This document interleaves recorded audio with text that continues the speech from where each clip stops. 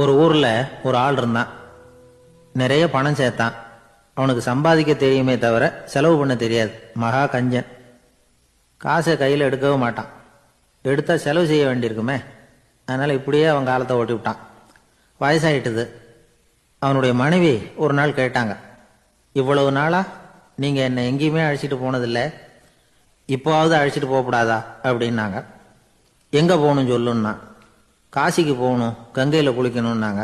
இவன் பார்த்தான், இதுக்கு ஏன் அவ்வளவு தூரம் செலவு பண்ணிட்டு போகணும், நம்ம ஊர் ஆற்றுலேயே குளிக்கலாமே, இதுவும் புண்ணிய நதி தான், இங்கே குளிச்சா அங்கே குளிச்ச பலன் கிடைச்சிரும் அப்படின்னா. சரின்னு 2 பேரும் ஆத்தங்கரைக்கு போனாங்க. அன்னைக்கு ஏதோ விசேஷம், நிறைய கூட்டம், நிறைய பேர் குளிச்சுக்கிட்டு இருக்கிறாங்க. கரையில் சில புரோகிதர்கள் நின்றுக்கிட்டு இருக்கிறாங்க. குளிக்கிறதுக்கு முந்தி அவங்க கிட்ட உட்காந்தா ஏதோ மந்திரம்லாம் சொல்லுவாங்க, கொஞ்சம் காசு கொடுக்க வேண்டியிருக்கும். அதனால இவன் என்ன பண்ணான், ஆத்தங்கரையிலேயே கொஞ்சம் தூரம் போனான். ஊரை விட்டு தள்ளி வந்துட்டான். அங்கே யாருமே இல்லை. அப்பாடான்னு சந்தோஷப்பட்டான். குளிக்கலாம்னு புறப்பட்டான்.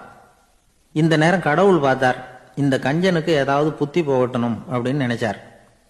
உடனே ஒரு புரோகிதர் மாதிரி உருவத்தை மாத்திக்கிட்டு அந்த ஆள் முன்னாடி வந்து நின்னார். அவனுக்கு அதிர்ச்சி. இங்க யாருமே இருக்க மாட்டாங்கன்னு நினைச்சா இங்கேயுமே ஒரு ஆள் வந்துட்டாரு, என்ன பண்றதுன்னு யோசனை பண்ணான். புரோகிதர் உருவத்தில் இருந்த கடவுள் சொன்னார், இதை பாருங்க, இன்னைக்கு விசேஷ நாள், நீராடுறதுக்கு முன்னாடி சுயகல்பம் பண்ணிக்கிறது ரொம்ப நல்லது அப்படின்னார்.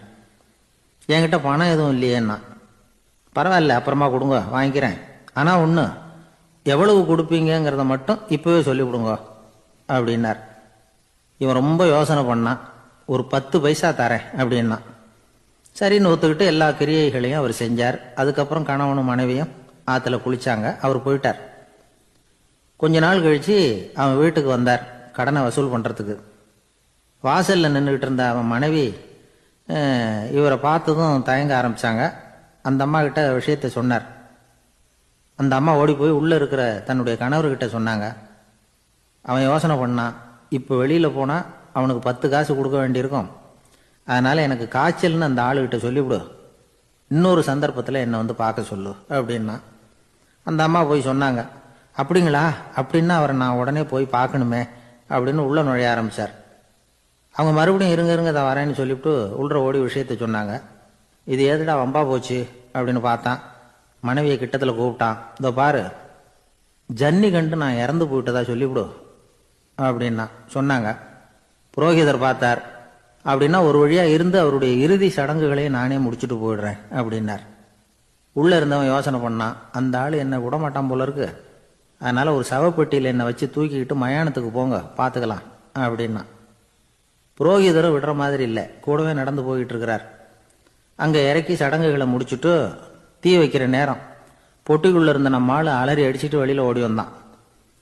புரோகிதர் உருவத்தில் இருந்த கடவுள் சிரிச்சார், தன்னுடைய சுய உருவத்தை காட்டினார். அதுக்கப்புறம் அவனை கூப்பிட்டு, இதை பாருப்பா, ஏன் இப்படி அல்லாடுற, ஏதாவது வரம் வேணும்னா கேள் தரேன் அப்படின்னார்.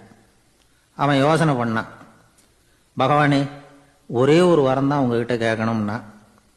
என்ன வேணும் கேளுன்னார். அந்த 10 பைசா தட்சணையை தள்ளுபடி பண்ணா போதும் அப்படின்னா. கடவுளும் சரின்னு சொல்லிட்டு போயிட்டார். இப்படி ஒரு கதையை சுவாமி சிவானந்தர் சொல்லியிருக்கிறார். செல்வந்தர்கள் பல பேர் இப்படித்தான் இருக்கிறாங்க. தாங்களும் அனுபவிக்க மாட்டாங்க, அடுத்தவங்களுக்கும் கொடுக்க மாட்டாங்க. இது மாதிரியான கஞ்சர்களுக்கு இந்த உலகம் இல்லை, அந்த உலகம் இல்லைங்கிறார் அவர். இந்த கதையில கடவுள் கடன் வசூலுக்கு வந்தது மாதிரி நம்ம ஊர் ஆள் ஒருத்தன் இன்னொருத்தர்கிட்ட 10 பைசா கடன் கொடுத்துட்டான். திருப்பி வாங்கறதுக்கு நடையா நடக்கிறான். கடைசியா கேட்டான், நீ எப்பதான் கடனை திருப்பி தரப்போற, அதை முடிவா சொல்லுன்னா. வர்ற வியாழக்கிழமை கண்டிப்பா கொடுத்துருவேன் அப்படின்னானா அவன். அன்னைக்கு நான் ஊர்ல இருக்க மாட்டேனே அப்படின்னானா இவன். அதனால என்ன, நானும் தான் அன்னைக்கு ஊர்ல இருக்க மாட்டேன் அப்படின்னானா. அன்பா இருக்கணும்னு அநேக பெரியவங்க சொல்லி இருக்கிறாங்க. நாமளும் அதை கேட்டுட்டு அன்பு காட்டுறதுக்கு தயாரா தான் இருக்கிறோம். அதை வாங்கறதுக்கு தான் ஆளை காணும். இருந்தாலும் அன்புல எத்தனையோ வகை உண்டு. அதை சரியா புரிஞ்சுக்கிட்டு அதுக்கப்புறம் அன்பு காட்ட ஆரம்பிக்கணும். வகையை புரிஞ்சுக்காம அன்பு காட்டினா வம்புல மாட்டிக்க வேண்டியதுதான். அன்புன்னா சாதாரணமா நினைச்சு விடாதீங்க. அதுல எவ்வளவு விதம் தெரியுமா? இரக்கம், கருணை, காருண்யம், பந்துத்துவம், பட்சம், பாசம், நேசம், விசுவாசம், அபிமானம், காதல், பக்தி, இப்படி பல விதமா அதை பத்தி சொல்லி வச்சிருக்கிறாங்க பெரியவங்க. இந்த வார்த்தைகள்லாம் நாம கேள்விப்பட்டதுதான். இருந்தாலும் அதுகளுக்குள்ள என்ன வித்தியாசம்னு கேட்டா சரியா சொல்ல தெரியாது. அதனால இந்த வார்த்தைகளுக்கெல்லாம் பெரியவங்க என்ன விளக்கம் சொல்றாங்கன்னு இப்போ பார்க்கலாம். எளியவர்கள் மேல செலுத்துற அன்பு இருக்கு பாருங்க, அதுக்கு இரக்கம்னு பேரு. அறிவு பலம், சரீர பலம் இது ரெண்டும் இல்லாதவங்க மேல, அதாவது வலிமையற்றவர்கள் மேல செலுத்துற அன்பு இருக்கு பாருங்க, அதுதான் கருணை. எறும்புல இருந்து யானை வரைக்கும் சகல ஜீவராசிகள் மேலேயும் காட்டுற அன்புக்கு காருண்யம்னு பேரு, ஜீவகாருண்யம். சிவி சக்கரவர்த்தி காட்டின அன்பு இந்த ரகம். உறவினர்கள், சொந்தக்காரங்க, அவங்க வசதியா இருந்தாலும் வறுமையில இருந்தாலும் வித்தியாசம் இல்லாம காட்டுற அன்பு இருக்கு பாருங்க, அதுக்கு பேரு பந்துத்துவம். ஒரு எஜமானன் வேலையாள்கிட்ட காட்டுற அன்பு இருக்கு பாருங்க, அதுக்கு பேரு தான் பட்சம். அவனும் தன்னை மாதிரி மனுஷன்தாங்கிற நினைப்பு வேணும்.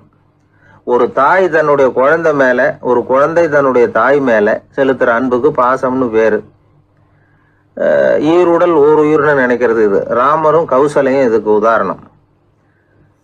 தம்மை ஒத்த நண்பர்கள் கிட்ட செலுத்துற அன்புக்கு நேசம்னு பேரு. வயசு, செல்வம், அந்தஸ்து இந்த வித்தியாசமெல்லாம் பார்க்காம அவங்க சுக துக்கத்துல சமபங்கு எடுத்துக்கிறது இது. கிருஷ்ணன் குசேலர்கிட்ட காட்டினது இந்த ரகம். வேலை செய்யறவன் முதலாளி கிட்ட காட்டுற அன்புக்கு விசுவாசம்னு பேரு. தேசத்து மேலையும் தாய்மொழி பேர்லையும் செலுத்துற அன்புக்கு அபிமானம்னு பேரு. தேசாபிமானம்னு சொல்றமே இதுதான். ஒரு கணவன் மனைவி பேர்ல காட்டுற அன்புக்கு காதல்னு பேரு. கடவுள் பேர்ல செலுத்துற அன்புக்கு பக்தின்னு பேரு. இப்படி அன்புல பல ரகம் இருக்கிறப்போ அதுல உள்ள வித்தியாசம் தெரியாம இடம் மாத்தி அன்பு காட்டினா இடைஞ்சல் தான். சரி, இந்த அன்பை பத்தி விஞ்ஞானம் என்ன சொல்லுது தெரியுமா? இதயத்தை பாதுகாக்கிறதுக்கு முக்கியமா தேவைப்படுற ஒண்ணு இந்த அன்புதான்னு சொல்லுது. நெதர்லாந்து விஞ்ஞானிகள் இதை ஆராய்ச்சி பண்ணியே கண்டுபிடிச்சிருக்கிறாங்க. கொஞ்சம் முயல் குட்டிகளை 2 பிரிவா பிரிச்சாங்க. 2 குரூப்புக்கும் கொழுப்பு அதிகமா உள்ள ஆகாரத்தையே கொடுத்துட்டு வந்தாங்க. ஆனா ஒரு குரூப்புக்கு வெறுமன ஆகாரத்தை கொடுத்ததோட சரி, இன்னொரு குரூப் முயல்களுக்கு ஆகாரம் கொடுத்ததோட நிறுத்திக்கல. அதுக்கு முன்னாடி கூண்டுகளை திறந்து விட்டு முயல்களை கொஞ்ச நேரம் எடுத்து கொஞ்சி விட்டு அதுக்கப்புறமா ஆகாரம் கொடுத்தாராம் ஆராய்ச்சியாளர். இந்த குரூப்புக்கு இதய பாதிப்பு 60% குறைச்சலா இருந்துதான். சில நோயாளிகளுக்கு ஹார்ட் அட்டாக் வந்தாலும் அதை தாங்கிக்கிட்டு குணமாகிற சக்தி அதிகமா இருக்குது. இது எப்படின்னு ஆராய்ச்சி பண்ணி பார்த்துருக்குறாங்க. அவங்க எல்லாம் மனைவி தன் பேர்ல ரொம்ப அன்பா இருக்கிறதாக நினைக்கிறவங்களா இருக்கிறாங்களாம். இதய நோயாளிகள் பல பேரை சந்திச்சு இதய நோய் ஏற்பட என்ன காரணம்னு கேட்டிருக்கிறாங்க. அவங்க சொன்ன காரணம்லாம் சாப்பாடு சம்பந்தமா இல்லையா, மனைவி அன்பா இல்ல, இப்படிப்பட்ட காரணத்தை தான் சொல்றாங்களாம். அதனால இதயத்தை பாதுகாக்கணும்னு நினைக்கிறவங்க அடுத்தவங்க அன்பா இருக்கிறது மாதிரி பார்த்துக்குங்க, அதுதான் முக்கியம். ஒருத்தர் முகம் பூரா பிளாஸ்டரி போட்டுக்கிட்டு வந்தார். ரொம்ப கோபமா, என்னங்க ஆச்சுன்னு விசாரிச்சேன். எல்லாம் உங்களால தான் சார்னார். விவரமா சொல்லுங்களேன். என்ன? உங்க தகவலை கேட்டுட்டு ஒரு பூனைக்குட்டியை கையில எடுத்தேன், அன்பா அதை தடவி கொடுக்கறதுக்காக. ஆனா அது முந்திக்கிட்டது, அது என் முகத்தை தடவி கொடுத்துட்டுது, முகம் பூரா நகை கீறல், அதுதான் இப்படி அப்படின்னார். அன்புல அறிவு சேராததுனால வந்த கோளாறு. இமயமலை அடிவாரத்துல ஒரு மடம். அங்க ஒரு சன்னியாசி இருந்தார். அவர்கிட்ட ஒருத்தர் வந்தார். சுவாமி, ஆசையை உதற நினைக்கிறேன், முடியல, ஒட்டிக்கிட்டே வருது அப்படின்னாராம். இப்படி உட்கார, ஒரு கதை சொல்கிறேன் அப்படின்னு சொல்லி அவர் சொல்ல ஆரம்பித்தாராம். அவர் சொன்ன கதை என்னென்னா, ஒரு ஊரில் ஒரு ஆள் இருந்தான். அவன் பேர் குப்புசாமி. அவன்கிட்ட எப்பவும் ஒரு பழைய தொப்பி இருக்கும், விடவே மாட்டான். அதனால் அவனை எல்லாரும் தொப்பி சாமி அப்படின்னு தான் கூப்பிடுறது வழக்கம். ஒரு புது தொப்பி வாங்கிக்கப்படாதாப்பா அப்படின்னு நண்பர்கள்லாம் சொல்லி பார்த்தாங்க. பணத்துக்கு எங்கே போவேன் அப்படின்னு விட்டானான். பணம் வச்சுருக்கான், செலவு பண்ண மனசு வரல. மகா கஞ்சன். பழைய பாட்டில்கள்லாம் வாங்கி விற்றுக்கிட்டு இருந்தான். அப்படி ஒரு தடவை பழைய கண்ணாடி சாமான்களை ஏலத்தில் எடுத்தப்போ அதில் ஒரு அருமையான சென்ட்டு பாட்டில் கிடச்சிது. உடனே ஒரு ஐடியா பண்ணான். அந்த சென்ட்டை சின்ன சின்ன பாட்டில்களில் அடைச்சி ஜன்னல் ஓரமாக அடுக்கி வச்சுட்டான். அதை விற்றா நிறைய பணம் கிடைக்குமே. அதனால் இதுக்கு இடையில் ஒரு நாள் அவன் அப்படியே உட்காந்துருந்தான். அந்த நேரம் நண்பன் வந்தான். ஏண்டா, உன் பழைய தொப்பியை மாற்றப்படாதா? ஊரில் எல்லோரும் கேலி பேசுகிறாங்களே ஒன்று தொப்பி சாமின்னு அப்படின்னு சொல்லி கேட்டிருக்கான். இந்த சென்ட்டு பாட்டில் விற்றதும் பணம் வரும், அதுக்கப்புறம் பார்க்கலாம் அப்படின்னு நானா இவன். சரி வா, நீச்சல் குளத்துக்கு போயிட்டு வருவோம் அப்படின்னு கூப்பிட்ருக்கான் நண்பன். 2 பேரும் போனாங்க. அதே நேரம் அந்த ஊர் நீதிபதியும் அங்கே குளிக்க வந்தாராம். அவர்கிட்ட இருந்தது விலை வசந்த ஒரு புது தொப்பி. அதை அங்கே இருந்த ஸ்டாண்டில் மாட்டிவிட்டு குளிக்க போனார். இதுக்கிடையில் குப்புசாமி குளிச்சுட்டு வந்தான். அவனுடைய பழைய தொப்பியை காணலை. அந்த புது தொப்பியை பார்த்தா இது நண்பனுடைய வேலை தான் அப்படிங்கிறதாக புரிஞ்சுக்கிட்டு அதை எடுத்து மாட்டிகிட்டு வந்துட்டான். நீதிபதி குளிச்சுட்டு வந்து பார்க்குறாரு, தொப்பியை காணும். போலீஸில் புகார் கொடுத்தார்.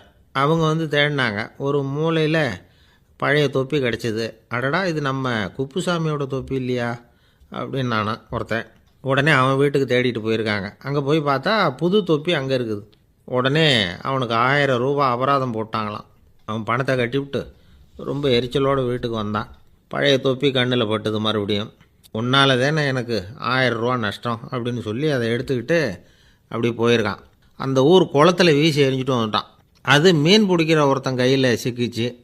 அவன் வர்ற வழியில் அதை எடுத்து வேகமாக வீசி எறிஞ்சான். அது நேராக குப்புசாமி வீட்டு ஜன்னல் வழியாக உள்ளே வந்து இந்த சென்ட்டு பாட்டில்கள் மேலே விழுந்து எல்லாம் உடஞ்சி நொறுங்கி போச்சு. குப்புசாமி பார்த்தான். தோட்டத்தில் ஆழமாக ஒரு குழியை வெட்டினான். அந்த தொப்பியை போட்டான், மூடிவிட்டான். இதை அடுத்த வீட்டுக்காரன் பார்த்தான். ஏதோ புதையல் தான் வச்சுருக்கான் போல இருக்குன்னு நினச்சான். போலீஸில் போய் புகார் கொடுத்துட்டான். மறுபடியும் போலீஸ் குழியை தோண்டினாங்க. பழைய தொப்பி மறுபடியும் வெளியில் வந்தது. எல்லோரும் சிரிக்கிறாங்க. அன்னைக்கு ராத்திரியே அந்த தொப்பியை எடுத்துக்கிட்டு நேராக புறப்பட்டான். ஒரு கல்லில் அதை சேர்த்து கட்டி குடிநீர் தொட்டி இருக்கும்ல, அதில் போட்டுட்டு வந்துட்டான். இனிமேல் என்ன பண்ணும் பார்ப்போன்னு. ஒரு நாள் திடீர்னு குழாயெல்லாம் அடைப்பட்டு போச்சு. மாநகராட்சி அலுவலர்கள் வந்து என்னன்னு பார்த்தா அந்த பழைய தொப்பி குழாயை அடைச்சிக்கிட்டு இருக்குது. இது குப்புசாமியோட தொப்பிங்கிறது தான் எல்லாருக்கும் தெரியுமே. உடனே குடிநீரை வந்து பாழாக்கணத்துக்காக குப்புசாமிக்கு கோர்ட்டு 2500 ரூபா அபராதம் போட்டுவிட்டுது. அதையும் கட்டிவிட்டு வெளில வந்தான். கடைசியாக முடிவு பண்ணான். ஒரு நெருப்பு குச்சியை கிழிச்சான். தொப்பியை கொளுத்தினான். எரிஞ்சுது. எடுத்து வெளில எரிஞ்சான். கொஞ்ச நேரத்தில் தீ அணைப்பு படம் வந்துட்டுது. ஆமாம், இவன் எடுத்து எரிஞ்சது வெளியில் விழுந்து வீட்டு கூரையே பற்றிக்கிட்டு எரிய ஆரம்பிச்சுட்டுது. அவனோட பணத்தாசையும் அதோடு சேர்ந்து எரிஞ்சு போச்சான். இப்படி ஒரு கதை. இந்த கதையை சொல்லி முடித்தார் அந்த இமயமலை அடிவாரத்தில் இருந்த சன்னியாசி. இப்போ அந்த குப்புசாமி எங்கே இருக்கிறான்னு கேட்டார் எதிரில் இருந்தவர். இதோ உன் எதிரிலே இருக்கிறான், நான் தான் அந்த குப்புசாமி அப்படின்னாரான் அந்த சன்னியாசி. அந்த குப்புசாமி கிட்டே இருந்தது மாதிரி ஒரு பழைய தொப்பி நம்ம ஒவ்வொருத்தர்கிட்டையும் உண்டு. அதை எப்படி தொலைக்கிறதுன்னு தெரியாமல் தடுமாறிக்கிட்டு இருக்கிறோம். அது என்ன தொப்பிங்கிறீங்களா? அதுதான் நம்மை சூழ்ந்திருக்கிற மாயை அப்படிங்கிறார் சுவாமி சின்மயானந்தர். மெய்ஞானம் கிடைக்கிறப்போ மாயை வந்து எரிஞ்சு போகும் அப்படிங்கிறது அவருடைய கருத்து. நம்மால் ஒருத்தர் வேகமாக ஓடி வந்தார். காலில் மாட்டியிருந்த பழைய செருப்பு ரெண்டையும் ஆவேசமாக தூக்கி ஒரு கிணத்துல போட்டுட்டு வெறுங்காலோடு நடந்து வந்துக்கிட்டு இருக்கிறார். ஏன் அப்படி பண்ணீங்க அப்படின்னு கேட்டோம். அந்த செருப்புக்கு சொந்தக்காரன் வந்து பின்னாடி வந்துக்கிட்டு இருக்கிறான், அதனால் அப்படி பண்ணேன் அப்படிங்கிறார் இவர். கோவிலில் ஆன்மீக சொற்பொழிவு நடந்துகிட்டு இருக்குது. ஒரு பெரியவர் பேசிக்கிட்டு இருக்கார். கடவுளை பற்றியும் சொர்க்கத்தை பற்றியும் மனுஷனை பற்றியும் அவர் விவரமாக பேசுகிறார்.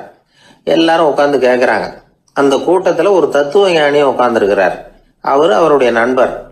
பேசி முடித்ததும் அந்த பெரியவர் மேடையை விட்டு இறங்கினார். நேராக அந்த தத்துவ ஞானிகிட்ட வந்தார். எப்படி இருந்தது என்னுடைய பேச்சு அப்படின்னு கேட்டார். நீங்கள் பேசினது ஒன்றுக்கு ஒன்று முரண்பாடாக தெரிஞ்சுது அப்படின்னாரா இவர். நான் என்ன அப்படி தப்பாக பேசிவிட்டேன் அப்படின்னாரா அவர். கடவுளை நம்புகிறவன் சொர்க்கத்துக்கு போவான்னு சொன்னீங்க, அப்புறம் நல்ல விதமாக வாழறவன் சொர்க்கத்துக்கு போவான்னு சொன்னீங்க அப்படின்னாராம். இதில் என்ன முரண்பாடுன்னு கேட்டிருக்காரு அவர். இதில் தான் முரண்பாடு தெரியுது எனக்கு. அதாவது இங்கே ஒருத்தன் எல்லா தப்பும் பண்ணிக்கிட்டு இருக்கிறான், அவன் வந்து கடவுளை நம்பினான்னா அவன் சொர்க்கத்துக்கு போவானா? இது என்னுடைய முதல் கேள்வி. இல்லைன்னா ஒருத்தன் வந்து எந்த தப்பும் பண்ணல, ரொம்ப ஒழுங்காக வாழ்ந்துக்கிட்டு இருக்கிறான், ஆனால் அவன் கடவுளை நம்பலை, அவன் என்ன நரகத்துக்கு தான் போவானா? கடவுள் நம்பிக்கை உள்ள ஒரு திருடன் என்ன ஆவான், எங்கே போவான்? கடவுள் நம்பிக்கையே இல்லாத ஒரு நல்லவன் என்ன ஆவான், எங்கே போவான்?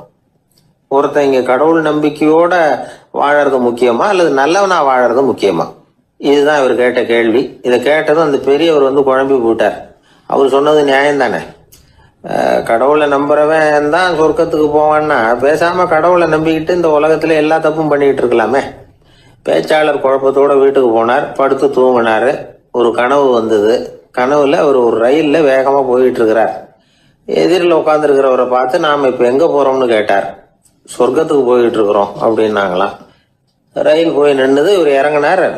இங்க கௌதம புத்தர் இருப்பார், சாக்ரட்டிஸ் இருப்பார், அவங்கள பார்க்கறதுக்கு ஒரு நல்ல வாய்ப்பு அப்படின்னு நினைச்சுக்கிட்டே அங்கேயும் இங்கேயும் பார்த்தார். அங்க யாருமே இல்லை. ஒரே பாலைவனம் மாதிரி இருக்குது. பச்சை இல்லை, பசுமை இல்லை, பூக்கள் இல்லை, மரம்லாம் மொட்டையா நிற்குது. எலும்பும் தோலுமா சில முனிவர்கள் அங்கேயும் இங்கேயுமா உட்காந்துருக்குறாங்க. இவர் அவங்க கிட்ட போய் இந்த புத்தர், சாக்ரட்டிஸ் இவங்கெல்லாம் எங்க இருக்கிறாங்கன்னு கேட்டாராம்.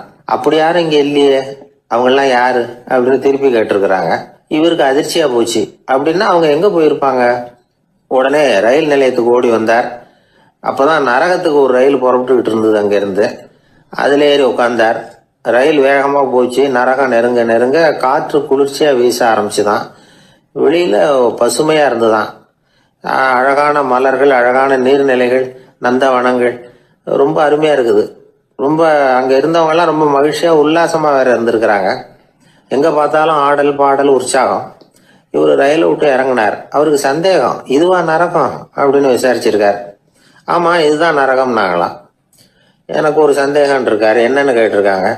கௌதம புத்தரும் சாக்ரட்டீஸும் லாவோஸும் இவங்க மாதிரி இன்னும் பல பேரும் கடவுள் நம்பிக்கை இல்லாதவங்க அவங்கெல்லாம் இங்கே இருக்கிறாங்களா அப்படிங்கிறது தான் என்னுடைய சந்தேகம் அப்படின்னாராம்.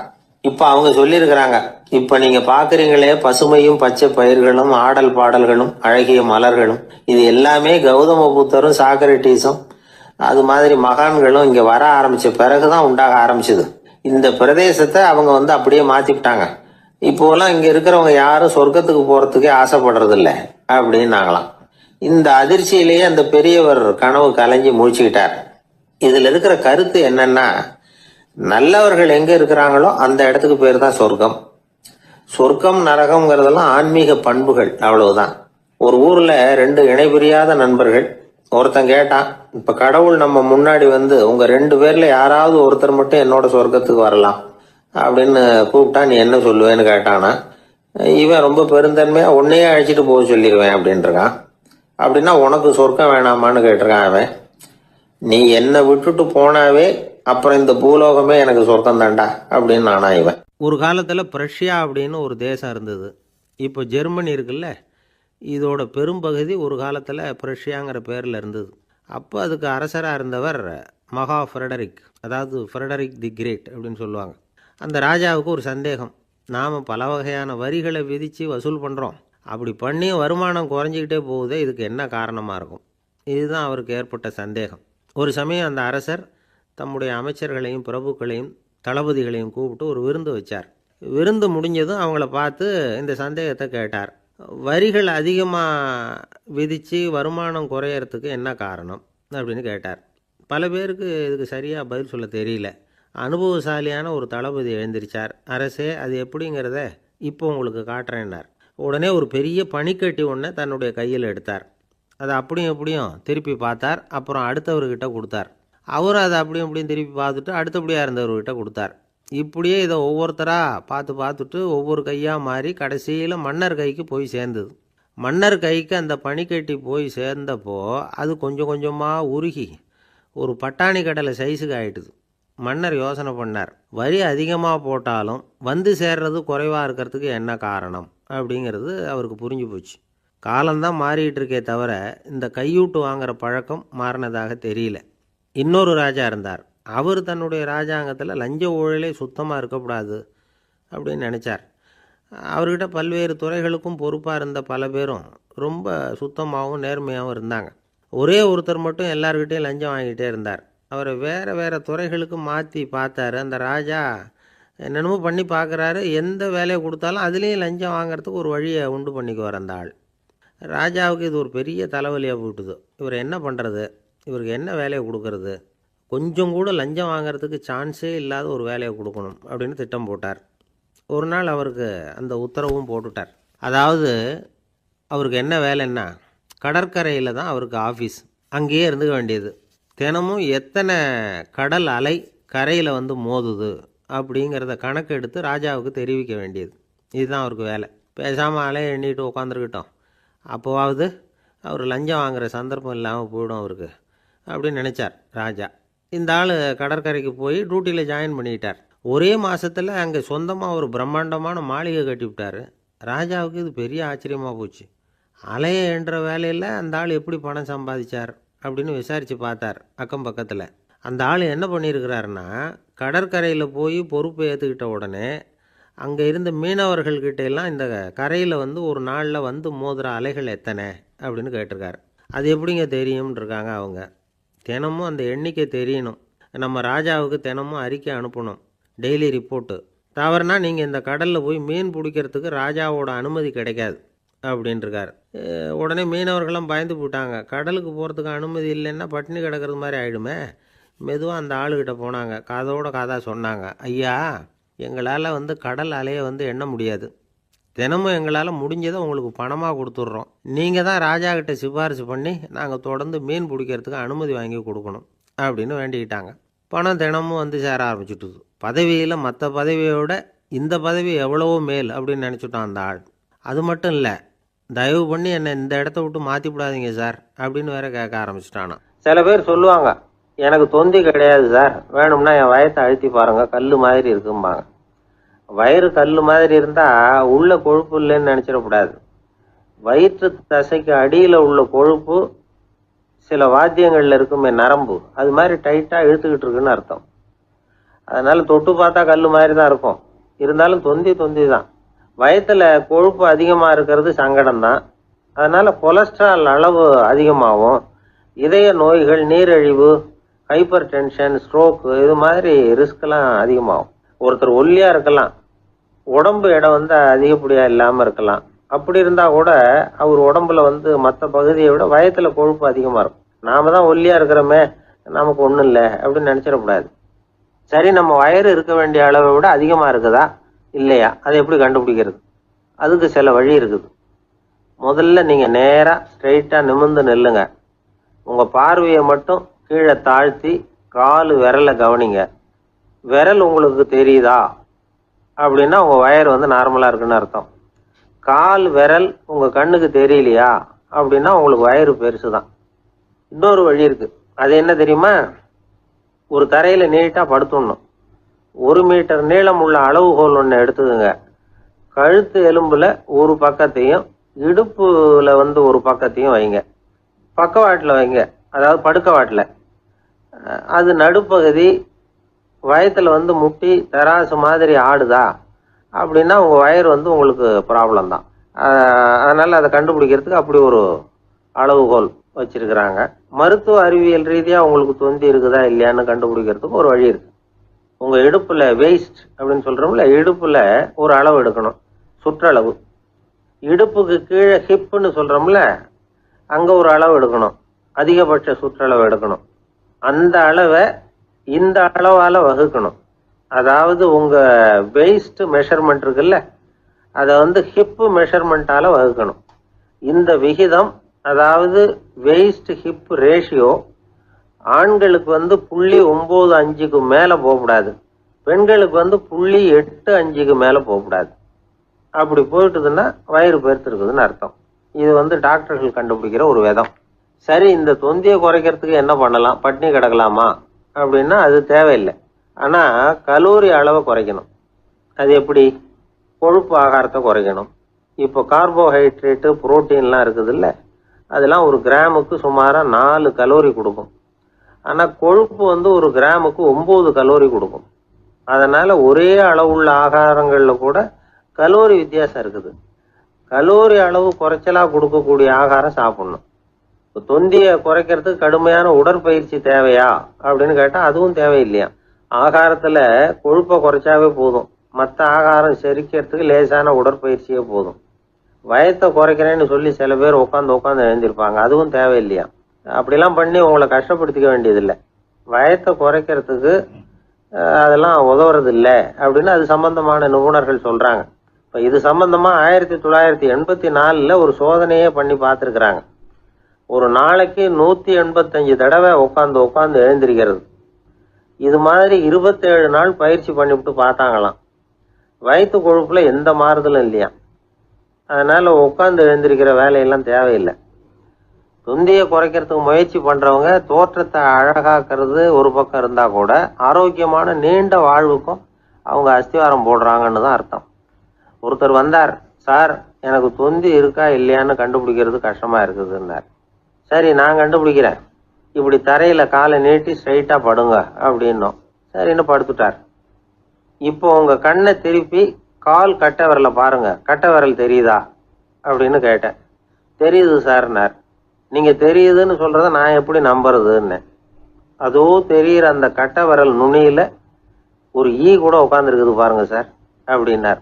அப்படின்னா நீங்க பாக்குறது கட்டை விரல் இல்லை சார், உங்க மூக்கு நுனி, அங்கதான் இப்ப ஈ உட்காந்துருக்குது அப்படின்னோம். சீடன் வெளியூர் புறப்படுறதுக்கு தயாரா இருந்தான். ரொம்ப தூரம் போக போறான். திரும்பி வர நாளாகும். புறப்படுறதுக்கான ஆயத்த வேலைகள்ல ஈடுபட்டு இருந்தான். அந்த சமயம் பார்த்து இன்னொரு சீடன் அவங்கிட்ட வந்தான். நம்ம குரு உன்னை அழைச்சிட்டு வர சொன்னார் வா அப்படின்னு கூப்பிட்டான். இவன் உடனே புறப்பட்டு போனான். குருநாதரை பார்த்தான். அவர் காலில் விழுந்து வணங்கினான். வணங்கிவிட்டு எழுந்திரிச்சான். அவ்வளவுதான். குரு ஏதாவது உபதேசம் பண்ணுவாருன்னு எதிர்பார்த்தான். ஆனா நடந்தது என்ன தெரியுமா? குரு அவனுக்கு ஓங்கி ஒரு அடி கொடுத்தார். எதிர்பாராம இந்த அடியை வாங்கினதும் அந்த சீடன் அதிர்ந்து போயிட்டான். பக்கத்துல இருந்த மற்ற சீடர்களும் திகைச்சு போய் நின்னுட்டாங்க. அடி வாங்கின சீடனுக்கு மனசுக்குள்ள குழப்பம். நாம என்ன தப்பு பண்ணணும்? புறப்படுற நேரத்துல இப்படி குரு கிட்ட அடி வாங்குற மாதிரி ஆயிட்டுதே அப்படின்னு நினைச்சு மனசுக்குள்ள ரொம்ப வேதனைப்பட்டான். கொஞ்சம் துணிச்சலை வரவழைச்சுக்கிட்டு குருநாதர்கிட்டயே கேட்டுட்டான். சுவாமி, நான் என்ன தப்பு பண்ணினேன்? என்னை இப்படி அடிச்சுட்டீங்களே. ஒரு வார்த்தை கூட உங்களை எதிர்த்து நான் பேசினது இல்லையே. இவ்வளவு காலமா உங்க விருப்பத்துக்கு விரோதமா ஒரு காரியம் கூட நான் செஞ்சது இல்லையே. வந்ததும் வராததுமா ஒண்ணுமே சொல்லாம என்ன அடிச்சுட்டீங்களே. குருவே, நான் செஞ்ச குற்றம் தான் என்ன அப்படின்னு கண்ணீரோட பரிதாபமா கேட்டானா அந்த சீடன். ஆனா அந்த குரு முகத்துல கொஞ்சம் கூட கோபம் இல்லை. அவர் சிரிச்சுக்கிட்டே நின்றுகிட்டு இருந்தாராம். அதுக்கப்புறம் சொன்னாராம், என்னுடைய அருமை சீடனே, நீ ஒரு தவறும் பண்ணல. நான் உன்னை அடிச்சது நீ ஏதோ தப்பு பண்ணிவிட்டேங்கிறதுக்காக இல்லை. நீண்ட பயணம் போக போற. ஞாபகமா ஏதாவது கொடுத்து அனுப்ப வேணாமா? நீ ஞானம் பெற்ற பிறகுதான் திரும்பி வர போறேங்கிறது எனக்கு தெரியும். அதுக்கு பிறகு உன்னை வந்து அடிக்க முடியுமா? அதனால இப்ப கிடைச்சிருக்கிற இந்த வாய்ப்பை பயன்படுத்திக்கிட்டேன். அப்போதைக்கு இப்பவே அடிச்சுட்டேன், அவ்வளவுதான், வேற ஒண்ணும் இல்லை அப்படின்னாராம். குரு சிரிச்சுக்கிட்டே இப்படி சொல்றார். இருந்தாலும் இதுவும் ஒரு உபதேசம் தான். அதிர்ச்சிகளால விழிப்படைய வைக்கிறதும் ஒரு வழிதான். இது ஜென் வழி. பெரும்பாலும் அதிர்ச்சியின் மூலமாகவே ஞான தரிசனத்தை அருள்கிறவர்கள் தான் ஜென் குருமார்கள். நம்ம தியானம் தான் ஜென். இந்தியாவிலிருந்து இது சீனாவுக்கு போய் கொஞ்சம் பேர் மாறி வளம் பெற்று ஜப்பான்ல ஜென் ஆகி வளர்ந்துருக்குது, அவ்வளவுதான். ஜென்கிறது தியானம். எதை நினைச்சும் தியானிக்கிறது இல்லை, எல்லாத்துலயும் தியானம் இருக்கிறதா சொல்லுது ஜென். பேசுறது, இருக்கிறது, நடக்கிறது, சாப்பிடுறது, சிரிக்கிறது, தூங்குறது, தொழில் செய்யறது அல்லது சும்மா இருக்கிறது எல்லாமே தியானம் தான். ஜென்கிறது ஒரு சுய தரிசனம். தன்னைத்தானே அடையாளம் கண்டுகொள்கிறது தான் அது. இல்லாத எதையும் தேடி கண்டுபிடிக்கிறது இல்லை. சென் மார்க்கத்தை பத்தி ஓஷோ என்ன சொல்றாரு தெரியுமா? காணாமல் போன தன்னுடைய மூக்கு கண்ணாடி தன்னுடைய மூக்கின் மேல் இருப்பதை கண்டுகொள்வது போன்றது ஜென் அப்படிங்கிறார். நம்மால் இன்னொருத்தர் முகத்தை ரொம்ப நேரமா உத்து பார்த்துக்கிட்டு இருந்தார். என்ன பாக்குறீங்கன்னாரு அவரு. நீங்க போட்டிருக்கீங்களே மூக்கு கண்ணாடி, அதை தான் பாக்குறேன்னாரு இவரு. நீங்க அப்படி பாக்குறதுக்கு விசேஷ காரணம் ஏதாவது உண்டான்னு கேட்டார் இவர். உண்டுன்னார். என்னன்னு கேட்டார். நேத்திக்கு காணாம போன என்னோட மூக்கு கண்ணாடி அது அப்படி. ஒரு ஊரில் ஒரு இளைஞன் இருந்தான். ஒரு நாள் அவன் ஒரு குருவை தேடிக்கிட்டு புறப்பட்டான். ஊரை விட்டு வெளியில் போனான். போகிற வழியில் ஒரு காடு. அந்த காட்டில் ஒரு மரத்தடியில் ஒரு பெரியவர் உட்காந்துருக்கிறார். அமைதியாக மௌனமாக அவர் அமர்ந்திருக்கிறார். இந்த பெரியவரை விசாரிக்கலாம், குருவை தேடி கண்டுபிடிக்கிறதுக்கு இவர் ஏதாவது ஒரு வழி சொல்லி கொடுப்பார் அப்படின்னு நினச்சிக்கிட்டு அவரை நெருங்கினான். ஐயா, எனக்கு ஒரு குரு தேவை, எங்கே கிடைப்பார்? அவரை எப்படி அடையாளம் கண்டுபிடிக்கிறது? அதை பற்றி ஏதாவது விவரம் சொன்னீங்கன்னா நான் கண்டுபிடிச்சிக்குவேன் அப்படின்ட்டுருக்கான். பெரியவர் நிமிர்ந்து பார்த்தார். தம்பி, அது ரொம்ப சுலபம். அவர் வயசானவராக இருப்பார். என்னை விட சுமார் 30 வயசு அதிகமாக இருக்கும். அவர் ஒரு மரத்தடியில் தான் உட்காந்துருப்பார் அப்படின்ட்டுருக்கான். சரிங்க பெரியவரே, அது என்ன மாதிரியான மரம், எப்படி இருக்கும் அப்படின்னு கேட்டிருக்கான். பெரியவர் அந்த விவரங்களையும் சொல்லியிருக்கிறாரு. அது மட்டும் இல்லை, சந்திக்கிற நாள், நேரம், வினாடி முதற்கொண்டு எல்லா விவரங்களையும் துல்லியமாக சொன்னாராம். இவ்வளவு விவரங்களை இவரால் எப்படி சொல்ல முடியுது அப்படின்னு இவனுக்கு ஆச்சரியம். இருந்தாலும் அந்த பெரியவர் கடைசியாக ஒரு விவரம் சொன்னார். அது என்ன தெரியுமா? எப்படியும் நீ அவரை சந்திக்கிறதுக்கு ஒரு 30 வருஷம் ஆகும் அப்படின்னு சொல்லிவிட்டாராம். ரொம்ப நன்றிங்க பெரியவரே அப்படின்னு சொல்லிவிட்டு அந்த இளைஞன் புறப்பட்டுருக்கான். இப்போ அவனுக்கு குரு பற்றின விவரம் எல்லாம் கிடச்சிட்டுது, சந்திக்கிற நேரமும் தெரிஞ்சுட்டுது. ஆனால் 30 வருஷம் அவரை தேடி அலைய வேண்டியிருக்குமே. அவன் தேட ஆரம்பித்தான். காடு மலை எல்லாம் சுற்றி அலைஞ்சான். பல வருஷங்கள் தேடினான். அழுத்து போயிட்டான். கடைசியில் அவனுக்கும் வயசாகிட்டுது. கடைசியில் தன்னுடைய சொந்த ஊருக்கே திரும்பி போய்கிட்டு இருந்தான். அங்கே ஒரு மரத்தடியில் அவன் தேடிக்கிட்டு இருந்த குருநாதர் கிடைச்சார். யார் அவருன்னா, 30 வருஷத்துக்கு முன்னாடி வழி சொல்லி கொடுத்தாருல அதே பெரியவர். அவருக்கு இப்போ 30 வயசு அதிகமாக இருந்தது. அதே மரம். அன்னைக்கு பெரியவர் சொன்ன அடையாளம் இப்போ பொருத்தமாக இருந்தது. இப்போ அந்த பெரியவர் சொன்னார், சரியாக வந்து சேர்ந்துட்ட, வா, உனக்காக தான் நான் இவ்வளவு காலமும் காத்துக்கிட்டு இருந்தேன் அப்படின்னாராம். என்ன சொல்கிறீங்கன்றிருக்கான். 30 வருஷத்துக்கு முன்னாடி என்கிட்ட வந்தியே, அப்போவே என் காலம் வந்து முடிஞ்சு போயிருந்தது. அப்போவே என்ன உனக்கு அடையாளம் தெரியல, அதனால் இவ்வளவு காலம் உனக்காக காத்துட்டு இருக்கும்படி ஆயிட்டுது அப்படின்னாராம். ஐயா, அப்போவே நீங்கள் சொல்லியிருக்கலாமே, இதுதான் 30 வருஷம் கழித்து நீ சந்திக்க போகிற இடம், நான் தான் உன்னுடைய குரு அப்படின்னு சொல்லியிருக்கலாமே அப்படின்ட்டுருக்கான். அந்த பெரியவர் சிரிச்சுக்கிட்டே இதுக்கு பதில் சொன்னாராம். நான் எவ்வளவோ விவரமாக தான் சொன்னேன், நீ சரியாக புரிஞ்சிக்கல. காரணம், அப்போது நீ போதுமான அளவுக்கு பக்குவம் பெற்றிருக்கவில்லை, அதனால் புரியும் சக்தி இல்லாமல் போயிட்டுதப்போ 30 ஆண்டு காலம் நீ அலைஞ்சி தெரிஞ்சிருக்கிற, அது காரணமாக இப்போ உனக்கு அந்த பக்குவம் வந்துட்டுது, அதனால தான் அடையாளம் காண முடிஞ்சுது, நானே உன்னுடைய குரு அப்படின்னாராம். இதிலேருந்து என்ன தெரியுதுன்னா, ஆன்மீகத்தில் மாணவனாக சேர்றதுக்கு கூட ஒரு பக்குவத்தன்மை தேவைப்படுது. ஒரு பெரிய ஞானி, அவர்கிட்ட சீடனாக இருக்க ஒருத்தன் வந்தான், எதிரில் நின்னா. ஞானி அவனை வெகு நேரம் உற்று பார்த்தார். அப்புறம் சொன்னார், சீடனாக இருக்கிறது ரொம்ப சிரமம்னார். நான் தயாராக இருக்கிறேன்னா. அது இன்னமும் சிரமமாச்சே, இங்கே வந்து குருவாக இருக்கிறது மட்டுமே சுலபம் அப்படின்னாராம். அப்படின்னா நான் குருவாகவே ஆயிடுறேன் அப்படின்னானா. இது போலவே இந்த காலத்தில் கதை ஒன்று உண்டு. ஒரு பள்ளிக்கூடத்தில் வகுப்பு ஆசிரியர் மாணவனை திட்டிக்கிட்டு இருந்தார். டேய், நீ 100க்கு 10 மார்க்கு தான் வாங்கிக்கிட்டு இருக்க, இவ்வளவு மோசமாக நீ படித்தா கடைசியில் மாடு மேய்க்கிறது கூட லாய்க்கு இல்லாதவனா ஆகிடுவேன், அதுக்கப்புறம் என்ன செய்ய போகிறேன் அப்படின்னாராம். பையன் தலையை சொரிஞ்சிக்கிட்டே சொன்னானா, சார் அப்படின்னா ஒன்று செய்கிறேன் அப்படின்னானா. இவர் கேட்டிருக்கார், என்ன செய்ய போகிறேன்னு. வேறு என்ன சார், உங்களை மாதிரி ஒரு ஆசிரியர் ஆகிடுறேன் அப்படின்னா. எனக்கு இது மட்டும்தான் சார் தெரியும், இதை தவிர வேறு எதுவும் தெரியாது அப்படின்னு சொல்லிக்கிட்டே காலம் தள்ளுறவங்க ரொம்ப பேர். அவங்களெல்லாம் கஷ்டப்பட வேண்டியிருக்கும். ஒருத்தர் தன்னுடைய தொழிலில் ரொம்ப கெட்டிக்காரராக இருக்கலாம், அதுக்காக எப்பவும் அதே ஞாபகத்தில் இருந்துக்கிட்டு உலகியல் அறிவு இல்லாமல் இருந்துடக்கூடாது, அது ஆபத்து. இதுக்காக நம்ம தாத்தா பாட்டிலாம் ஒரு கதை சொல்லுவாங்களே, கேள்விப்பட்டிருக்கீங்களா? ஒரு சமயம் ஒரு 4 பேர் சேர்ந்து வெளியூருக்கு பிரயாணம் போனாங்களாம். அந்த 4 பேர் எப்படி தெரியுமா? ஒருத்தர் வந்து வேதாந்தி, இன்னொருத்தர் சங்கீத வித்வான், 3வது ஆள் வைத்தியர், 4வது ஆள் ஜோசியர். இவங்க 4 பேரும் நண்பர்கள். அதனால் சேர்ந்து புறப்பட்டாங்க. வழியில் ஒரு ஊரில் தங்கினாங்க. இருட்டி போச்சு. அதனால் இன்றைக்கி ராத்திரி இங்கேயே தங்கி இருந்துட்டு நாளைக்கு புறப்படலாம் அப்படின்னு தீர்மானம் பண்ணாங்க. சாப்பாட்டுக்கு என்ன பண்ணுறது? அங்கேயே கடத்தெருவுக்கு போய் சாமான்லாம் வாங்கியாந்து சமைச்சு சாப்பிட்லாம்னு முடிவு பண்ணாங்க. 4 பேர் இருக்கிறதுனால ஆளுக்கு ஒரு காரியமாக செய்யலாம் அப்படின்னு வேலையை பிரிச்சுக்கிட்டாங்க. வைத்தியர் வந்து கரிகாய் வாங்க போனார், வேதாந்தி வந்து எண்ணெய் வாங்க போனார், ஜோசியர் வந்து பலசரக்கு வாங்க போனார், சங்கீத வித்வானுக்கு சமைக்கிற வேலை. எல்லாம் சரி, ஆனால் நடந்தது என்ன தெரியுமா? கடைத்தெருவுக்கு காய்கறி வாங்க போனார்ல வைத்தியர், அங்கே போய் மார்க்கெட்டில் பார்த்தார். ஒவ்வொரு கறிகாயாக எடுத்து பார்த்தார். இது பித்தம், உடம்புக்கு ஒத்துக்காது, இது வாயு, உடம்புக்கு ஒத்துக்காது அப்படின்னு ஒவ்வொன்றா தள்ளினார். கடைசியில் ஒன்றுமே தேரல, வெறுங்கையோடு திரும்பி வந்துக்கிட்டு இருக்கிறார். எண்ணெய் வாங்க போனார் வேதாந்தி, அவர் ஒரு தொன்னையில் எண்ணெயை வாங்கினார். பேசாமல் அதை எடுத்துகிட்டு வர வேண்டியது தானே, முடியல. அவருடைய வேதாந்த மூளை சிந்திக்க ஆரம்பிச்சுட்டுது. இந்த தொன்னைக்கு எண்ணெய் ஆதாரமா அல்லது எண்ணெய்க்கு தொன்னை ஆதாரமா அப்படிங்கிற ஆராய்ச்சியில் இறங்கினார். என்னாச்சு தெரியுமா?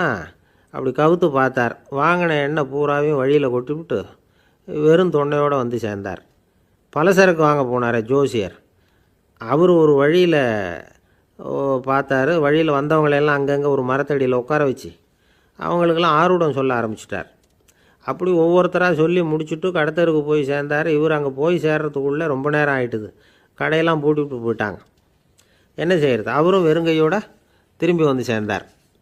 சரி, இவங்க கதை தான் இப்படி ஆச்சு. அங்கே சமைக்கிறதுக்காக உட்காந்துருந்தார் சங்கீத வித்வான், அவர் கதை என்னாச்சு தெரியுமா? அங்கே அவர் அடுப்பை பற்ற வச்சு ஒலையை கொதிக்க வச்சார். அதாவது ஒரு பானையில் தண்ணியை ஊற்றி அடுப்பில் வச்சார். அது கொதிக்க ஆரம்பிச்சிது. தண்ணி கொதிக்கிற சத்தம் இருக்குதுல்ல, அது இவருக்கு தாளம் போடுறது மாதிரி இருந்தது.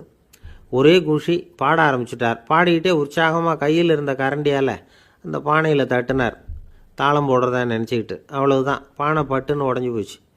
தலையில் கையை வச்சுக்கிட்டு அவரும் உட்காந்துட்டார்.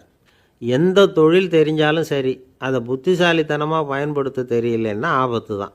அதுக்காக தான் இந்த கதை. ஒரு பஸ்ஸு டிரைவர் ரொம்ப கெட்டிக்காரர். பஸ்ஸை ரொம்ப திறமையாக ஆபத்து இல்லாமல் ஓட்டினதுக்காக பரிசுலாம் வாங்கினவர். அவரே ஒரு படகு ஓட்டுறதுக்காக அழைச்சிட்டு போயிருக்கிறாங்க, மோட்டார் படகு. அதையும் ரொம்ப திறமையாக தான் ஓட்டிகிட்டு போயிருக்கிறாரு. நடுக்கடலில் போனதும் படகு நின்று போச்சு. மோட்டாரில் ஏதோ கோளாறு. என்ன செய்யலாம் அப்படின்னு அந்த டிரைவரை கேட்டிருக்கிறாங்க படகுல இருந்தவங்கெல்லாம். அப்போ அவர் சொன்னாராம், கவலைப்படாதீங்க, ஒன்றும் பிரச்சனை இல்லை, எல்லாரும் கொஞ்சம் கீழே இறங்கி பின்னாடி தள்ளுங்க, மோட்டார் ஸ்டார்ட் ஆகிடும் அப்படின்னார். காசியில் இருக்கிற கடவுள் காசி விஸ்வநாதர், அங்கே இருக்கிற தேவி காசி விசாலாட்சி.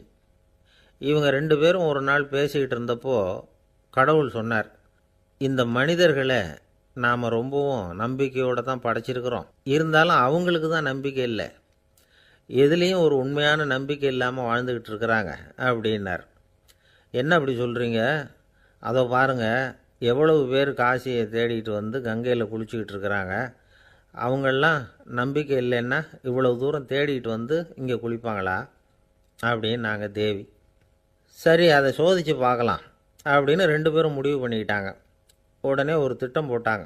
அது எப்படின்னா, நாம் 2 பேருமே பக்தர்கள் மாதிரி உருவத்தை மாற்றிக்கிட்டு கங்கை கரைக்கு போக வேண்டியது. நான் வந்து கங்கையில் இறங்கி குளிக்கிறேன், கொஞ்ச நேரத்தில் சுழலில் மாட்டிக்கிட்டது மாதிரி நடிக்கிறேன், நீ உடனே கரையிலிருந்து சத்தம் போடும், என்னோடய வீட்டுக்காரரை யாராவது காப்பாற்றுங்களேன்னு சத்தம் போடும். அதோடு இன்னொன்று சொல்லு, யாராவது ஒரு புண்ணிய ஆத்மா அவர்கிட்ட போய் அவருடைய முடியை பிடிச்சி இழுக்கணும், அப்படி ஒரு சாபம் இருக்குது எங்களுக்கு. புண்ணிய ஆத்மா, அதாவது எந்த பாவமும் செய்யாத இல்லாத ஒருத்தர் தான் அவரை காப்பாற்ற முடியும். அப்படிப்பட்டவங்க யாராவது வெள்ளத்தில் குதித்து என்னுடைய கணவரை காப்பாற்றுங்கோ அப்படின்னு நீ சத்தம் போடு, கூச்சல் போடு, என்ன நடக்குதுன்னு பார்க்கலாம் அப்படின்னார் கடவுள். சரின்னு சொல்லி 2 பேருமா சாதாரண பக்தர்கள் மாதிரி கங்கை கரைக்கு வந்து சேர்ந்தாங்க. அவர் இறங்கி குளித்தார். திட்டம் போட்டது மாதிரியே சுழலில் மாட்டிக்கிட்டது மாதிரி கத்துனார். கரையில் இருந்த அந்த அம்மா, ஐயோ என் கணவரை காப்பாற்றுங்களேன், யாராவது காப்பாற்றுங்களேன்னு கத்துனாங்க. பல பேர் ஓடி வந்தாங்க. உடனே இவங்க, பாவம் இல்லாத புண்ணிய ஆத்மா ஒருத்தரால் தான் என்னுடைய கணவர் காப்பாற்றப்படணுங்கிறது விதி, அப்படி ஒரு சாபம் இருக்குது, அதனால் புண்ணிய ஆத்மா யாராவது அவர்கிட்ட போய் அவர் முடியை பிடிச்சி தூக்குனா அவரை காப்பாற்றி போடலாம் அப்படின்னாங்க. இவங்க இப்படி சொன்னதும் எல்லாரும் திகைச்சு போய் நின்றுட்டாங்க. ஒவ்வொருத்தருக்கும் அவங்க செஞ்ச பாவம்லாம் ஒவ்வொன்றா ஞாபகத்துக்கு வர ஆரம்பிச்சுட்டுது. சரி, இதுக்கு நாம் லாயக்கு இல்லை அப்படின்னு சொல்லி ஒதுங்கி போக ஆரம்பிச்சிட்டாங்க எல்லாம். இந்த சமயத்தில் யாரோ ஒருத்தர் வேகமாக ஓடி வந்தார், ஆற்றுல குதிச்சார். அவர்கிட்ட போனார், முடியை பிடிச்சார், தூக்குனார், அவரை காப்பாற்றி கரைக்கு கொண்டுட்டு வந்துட்டார். அப்படி காப்பாற்றின அந்த ஆளை இவங்க 2 பேரும் தனியாக கூப்பிட்டுக்கிட்டு ஒரு மண்டபத்துக்கு வந்துட்டாங்க. வந்து விசாரிக்கிறாங்க. நீ யாரப்பா அப்படின்னு கேட்குறாங்க. ஏதும் தெரியாத மாதிரி. நான் இந்த ஊர் அன்ன சத்திரத்தில் வேலை செய்கிற ஒரு சமையல்காரன் அப்படிங்கிறார். நீ வந்து கங்கையில் குளிக்கிறது உண்டான்னு கேட்டிருக்காங்க. நான் இந்த ஊர்லேயே தான் இருக்கிறேன், இருந்தாலும் தினமும் கங்கையில் குளிக்கிறது இல்லை, எப்போவாவது ஒரு நாள் அங்கே குளிப்பேன் அப்படின்னார். கங்கையில் மூழ்கி எழுந்திரிச்சா பாவம்லாம் தொலையும்னு சொல்கிறாங்க. அப்படி இருக்கிறப்போ அங்கே இன்றைக்கி கங்கையில் குளிச்சுக்கிட்டு இருக்கிறவங்கெல்லாம் தங்களை வந்து புண்ணிய ஆத்மாவா நினைக்கல. கங்கையில் குளிக்காத நீ உன்னை வந்து புண்ணிய ஆத்மாவா நினச்சி என்னை காப்பாற்ற வந்திருக்கிற, அது எப்படி அப்படின்னு கேட்டார். அதுக்கு அந்த ஆள் சொல்கிறான், கங்கையில் குதித்ததுக்கு அப்புறம் தானே உங்களை காப்பாற்ற போகிறோம், அப்படி குதிக்கும் பொழுது என்னுடைய பாவம்லாம் போயிருக்கும்ல, நான் புண்ணிய ஆத்மாவாக ஆயிருப்பேனே, அதனால தான் துணிஞ்சு வந்து உங்களை காப்பாற்றினேன் அப்படின்னா.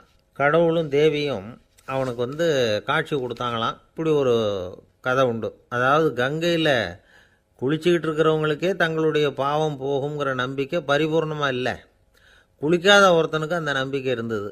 அதனால் அவனால் கடவுளை பார்க்க முடிஞ்சது. கடவுளை வந்து நாமளும் பார்க்க முடியுமா முடியாதா அப்படிங்கிற குழப்பம்லாம் நமக்கு வேண்டியதில்லை. நம்பிக்கையோடு வாழணுங்கிற உண்மையை மட்டும் இந்த கதையிலேருந்து புரிஞ்சுக்கிட்டால் போதும். ஏன்னா இந்த கதையை கேட்டுட்டு ஒரு நண்பன் குதர்க்கமாக ஒரு கேள்வி கேட்டான். ஏன் சார், கங்கையில் குளித்தா பாவம் போயிடும்னு சொல்கிறீங்களே, நான் எனக்கு வேண்டாத ஒருத்தனை அழைச்சிட்டு போய் கங்கையிலேயே தள்ளி விட்டுட்டு அதுக்கப்புறம் அங்கேயே முழுக்க போட்டுட்டு நான் செஞ்ச பாவத்தை வந்து அதுலேயே கழுவி விட்டுட்டு மறுபடியும் உங்ககிட்ட வந்துடுறேன்னு வச்சுக்கோங்க, நீங்கள் என்னை வந்து புண்ணிய ஆத்மான்னு ஏற்றுக்குவீங்களா அப்படிங்கிறான். ஆள் கொஞ்சம் ஆசைந்தான், நம்மளே அங்கே அழைச்சிட்டு போனாலும் போயிடுவான். ஒருத்தன் தன்னுடைய நண்பனை வழியில் பார்த்தான். என்னப்பா லெட்டர் போட்டுனே கிடைச்சதா அப்படின்னா, ஓ கிடைச்சதேன்னா அவன். இவன் உடனே ஏன்டா போய் சொல்ற, நான் உனக்கு லெட்டரே போடல, சும்மா தான் கேட்டேன், உடனே கிடைச்சிட்டுதுங்கிறியே அப்படின்னா. லெட்டர் போட்டேன்னு நீ போய் சொல்றப்போ அது கிடைச்சதுன்னு நான் போய் சொல்லக்கூடாதா அப்படின்னானா அவன். இப்படிப்பட்டவங்க சில பேர் இருந்தா கூட இன்னைக்கு கடிதம் மூலமா தொடர்பு கொள்ளாதவங்க இருக்கவே முடியாது. அந்த அளவுக்கு அது அவசியமான ஒன்னாயிட்டுது. இந்த அஞ்சல் அட்டைகள் எப்படி ஆரம்பமாச்சு தெரியுமா? ஆஸ்திரியா நாட்டுல ஒரு பேராசிரியர் இருந்தார். அவர் பேரு இம்மானுவேல் ஹெர்மன்.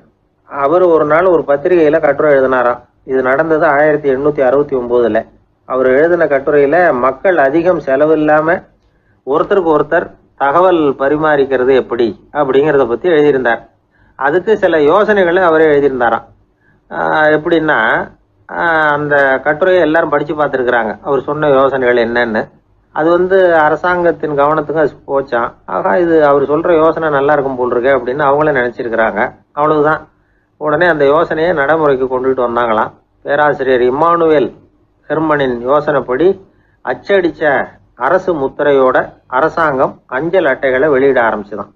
1869 அக்டோபர் 7ஆம் தேதி இது நடந்திருக்கு. உலகின் முதல் அஞ்சல் அட்டை வெளிவந்த நாள் அது. அப்பதான் அதுக்கு பேர் என்ன தெரியுமா? அதாவது கரஸ்பாண்டிங் கார்டு அப்படின்னு பேராது. அதுக்கப்புறம் என்ன ஆச்சுன்னா, உடனடியாக அமெரிக்காவிலேயே இது மாதிரியான கார்டுகளை வெளியிட ஆரம்பிச்சிட்டாங்க. அங்கே இதுக்கு என்ன பேர் தெரியுமா? Postal card. அதுக்கப்புறம் 1870 இங்கிலாந்துலேயும் இதை வெளியிட்டாங்களாம். அதை வெளியிட்ட முதல் நாள் அன்னைக்கு என்ன நடந்தது தெரியுமா? மக்கள்லாம் ஏதோ நியாய விலை கடையில் நிற்கிறது மாதிரி பெரிய பெரிய கியூ வரிசையில் நின்று இதை வாங்கினாங்களாம். நம்ம நாட்டில் முதல் அஞ்சலகம் 1927 கல்கத்தாவில் ஆரம்பமாயிருக்கு. இன்னைக்கும் அஞ்சலகம் இல்லாத இடமே இல்லை. அந்த அளவுக்கு அஞ்சல் போக்குவரத்து அதிகமாக இருக்குது. அன்னைக்கு உள்நாட்டில் ஒருத்தருக்கு ஒருத்தர் தகவல் பரிமாற்றம் செய்து கொள்ள மலிவான ஒரு அஞ்சல் அட்டையை அரசாங்கம் வெளியிடலாம் அப்படின்னு பேராசிரியர் எழுதின கட்டுரை இன்னைக்கு எந்த அளவுக்கு ஆகியிருக்கு பார்த்தீங்களா? ஒருத்தன் ஒரு தபால் பெட்டிக்கு பக்கத்தில் தலையை வச்சுக்கிட்டு அவன் பாட்டுக்கு நின்றுட்டு இருந்திருக்கான். அங்கேருந்து இன்னொருத்தன் கேட்டிருக்கான், என்ன ஆச்சுன்னு. கொஞ்ச நேரத்துக்கு முன்னாடி இந்த தபால் பெட்டியில் ஒரு கார்டு எழுதி போட்டேன், விவரமெல்லாம் நல்லா தான் எழுதியிருக்கிறேன், ஆனால் அட்ரஸ் எழுத மறந்துட்டேன் அப்படின்னு நானா. உடனே அவன், அதுக்காக கவலைப்படாத, நான் போட்ட கார்டில் அட்ரஸ் எல்லாம் பின்கோடு உள்பட கரெக்டாக எழுதியிருக்கேன், ஆனால் விவரம் எழுத மறந்துட்டேன் நானா. கவலைப்படாத, கொஞ்ச நேரத்தில் தபால்காரர் வருவார், பெட்டியை திறந்ததும் நம்ம லெட்டரை கேட்டு வாங்கிக்கலாம்னா ஒருத்தன். கொஞ்ச நேரத்துக்கு முன்னாடி அவர் வந்தார், கேட்டேன், அதுக்கப்புறம் தான் மனசுக்கு ரொம்ப கஷ்டமாக போச்சு நானா. இவன் ஏண்டான்னு கேட்டிருக்கான் அவன். இது தபால் புட்டு இல்லையா? மனிதர்களில் சில பேர் ரொம்ப வித்தியாசமாக நடந்துக்குவாங்க. மற்றவங்களுக்கு அது ரொம்ப ஆச்சரியமாக கூட இருக்கும். அந்த ஆள் ஒரு மாதிரி, பார்த்து நடந்துக்கோ அப்படின்னு கூட சொல்றது உண்டு. இவங்களை பார்த்து நாம பித்து குளியும்போம். உளவியல் இவங்களை எக்ஸென்ட்ரிக்ஸ் அப்படின்னு சொல்லுது. இவங்களை மனநோயாளிகள்னு தவறா புரிஞ்சுக்க கூடாது. அவங்க வேற, இவங்க வேற. எக்ஸென்ட்ரிக்ஸ் பத்தின சில விவரங்கள் ஒரு புத்தகத்துல இருக்கு. அதாவது ஸ்காட்லாந்துல ஒரு உளவியல் மருத்துவர் அதை எழுதியிருக்கிறார். அவர் பேரு டாக்டர் டேவிட் வீக்ஸ். அவருக்கு ஒரு உதவியாளர் இருந்தாராம். அவர் பேரு கேட் வுட். இவங்க 2 பேரும் சேர்ந்து இங்கிலாந்து பூரா சுற்றி பார்த்துருக்காங்க. 3 வருஷம் சுற்றினாங்களாம். நான் சொன்னது மாதிரி ஒரு மாதிரியாக இருக்கிற ஆசாமிகள் பல பேரை சந்தித்து பேசி அவங்கள பற்றி ஆய்வுலாம் நடத்தியிருக்கிறாங்க. அப்படி நடத்தி அதை ஒரு புத்தகமாக எழுதியிருக்கிறாங்க. நிறைய பேசி பார்த்துட்டு அவங்க சொல்லியிருக்கிறத கேட்டால் ரொம்ப ஆச்சரியமாக இருக்குது. நாம் இவங்களை பார்த்து பித்துக்குழிங்கிறோம், எக்ஸென்ட்ரிக்ஸ் அப்படின்னு சொல்கிறோம், கிண்டல் கூட பண்ணுறோம். ஆனால் அவங்களோட அறிவு ரொம்ப தெளிவானதான். இந்த ஆராய்ச்சியாளர்கள் சொல்கிறாங்க, அவங்க உடல் நலமும் ரொம்ப நல்லா இருக்குதான், உடம்புலையும் எந்த கோளாறும் இல்லையா. அவங்களுக்கு மகிழ்ச்சியும் அதிகமாக, ஆயுளும் அதிகமாக. அவங்களில் பல பேர் என்ன சொல்கிறாங்கன்னா, நீங்கள் நினைக்கிறது மாதிரி இல்லை நாங்கள், ஆனால் நாங்கள் மற்றவங்கள்லேருந்து வேறுபட்ட தன்மை உள்ளவங்க அப்படிங்கிறத ஒத்துக்கிறாங்களாம். இந்த உலகம் பிறந்ததுலேருந்தே இப்படிப்பட்ட வித்தியாசமான ஆசாமிகளும் பிறந்திருக்கிறாங்க. சரி, அப்படிப்பட்டவங்க எப்படி இருப்பாங்க? இப்போ ஒரு மகாராஜா தன்னோட நாய்க்கு லட்சக்கணக்கில் பணம் செலவு பண்ணி கல்யாணம் பண்ணி வச்சிருக்கிறார். ஒரு கோடீஸ்வரர் தான் வளர்த்துக்கிட்டு இருந்த பூனைகளுக்கு தன்னோட சொத்து பூராவை எழுதி வச்சிருக்கிறார். இது மாதிரி ஒருத்தர் 2 பேர் இல்லை, நிறைய பேர் உண்டு. சில பேர் எப்படி தெரியுமா? அவங்களுக்கு வசதியில் எந்த குறையும் இருக்காது. வீடு, காரு, பணம் எல்லாம் தாராளமாக இருக்கும். அப்படி இருந்தாலும் அவங்கக்கிட்ட ஒரு பழக்கம் இருக்கும். யாராவது ஒரு நண்பர் வீட்டு விசேஷத்துக்கு போயிருப்பார், இல்லைன்னா ஒரு கடைக்கு போயிருப்பார். அவங்க ரொம்பவும் மரியாதையாக வரவேற்று எல்லாம் பண்ணிகிட்டு இருப்பாங்க. ஆனால் இவர் அவங்களுக்கு தெரியாமல் ஏதாவது ஒரு பொருளை திருடி பாக்கெட்டில் போட்டுட்டு வந்துடுவார். அப்படி வந்தால் தான் இவருக்கு திருப்தி. பல பேர் அவங்க வளர்த்த பிராணிகளுக்கு பளிங்கு கல்லால் சமாதி கட்டி வச்சிருக்கிறாங்க. இப்படிலாம் பண்ணுறாங்க. பல பேர் அவங்களுக்கு பிடித்தமான ஒருத்தர் எப்படியோ அதே மாதிரி தலைமுடி தாடி வச்சுக்கிறது, உடை உடுத்திக்கிறது, மலை குகையில் போய் குடியிருக்கிறது, இப்படி எவ்வளவோ வினோதமான நடவடிக்கைகள். இவங்களையெல்லாம் ஆய்வு பண்ணின டாக்டர் வீக்ஸ் என்ன சொல்றாரு தெரியுமா? பொதுவாக இவங்க உயர்ந்த புத்திசாலிகளாக இருக்கிறாங்க. ஒருமைப்பட்ட மனம், கருமையுமே கண்ணான பண்பு, தனிமையை நாடுற மனப்பான்மை எல்லாம் இவங்களுக்கு உண்டு. அவங்கள பல பேர் அவங்க பெற்றோருக்கு முதல் குழந்தை அல்லது ஒரே குழந்தை இப்படி தான் இருக்கிறாங்க. இது மாதிரியானவங்க பெண்கள் ஒரு பங்குன்னா ஆண்கள் 2 பங்கு. இவங்கெல்லாம் ஆக்கப்பூர்வமான செயல் செய்கிறாங்க. அப்படிப்பட்டவங்களாக தான் இருக்கிறாங்க. அடுத்தவங்க கிட்ட அன்பு காட்டுறவங்களா இருக்கிறாங்க, உற்சாகம் ஊட்டுறவங்களா இருக்கிறாங்க. அவங்களுடைய ஆக்கப்பூர்வமான பணிகளுக்கு ஊக்கம் கொடுத்தா அவங்க மன சந்தோஷமும் உடல் நலமும் பெருகும், ஆயுளும் கூடும். இதெல்லாம் அந்த டாக்டருடைய கண்டுபிடிப்பு.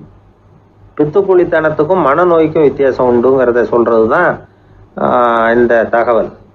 அதனால ரெண்டும் ஒன்றுன்னு நினைச்சிடக்கூடாது. ஒரு நண்பன் ஒருத்தனை பற்றி சொல்கிறோம். அவன் எந்த வகைன்னு நீங்களே முடிவு பண்ணுங்களேன். அவன் ஒரு கல்யாண வீட்டுக்கு போய் சாப்பிட்டுட்டு வெளியில் வந்தோம். அவன் கூட வெளியில் வந்த உடனே ரொம்ப நேரமாக தன்னோட செருப்பை தேடிக்கிட்டு இருந்தான். என்னப்பா இன்னுமா உன் செருப்பு கிடைக்கல அப்படின்னு கேட்டோம். இல்லை என்னது முன்னாடியே கிடைச்சுட்டுது, அதை விட நல்லதா ஏதாவது கிடைக்குமான்னு பார்க்குறேன் அப்படின்னா அவன்.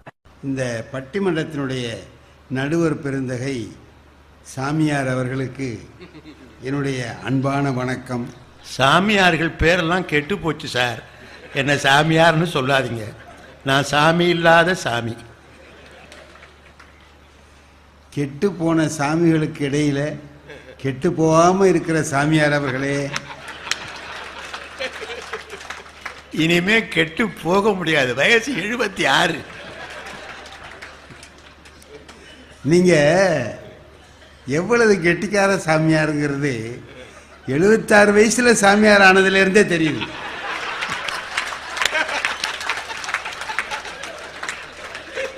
பாக்கி பேர்லாம் சிறு வயசுல சாமியாராகி சங்கடப்படுவான். நீங்க அப்படி இல்லை, எப்ப முடியாதோ அப்ப சாமியார் ஆயிட்டு.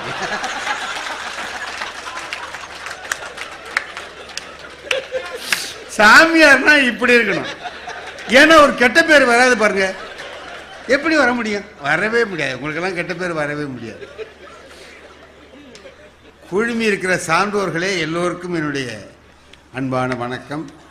இன்னைக்கு நம்ம அவங்க நல்லதை பாடினாங்க முதல்ல.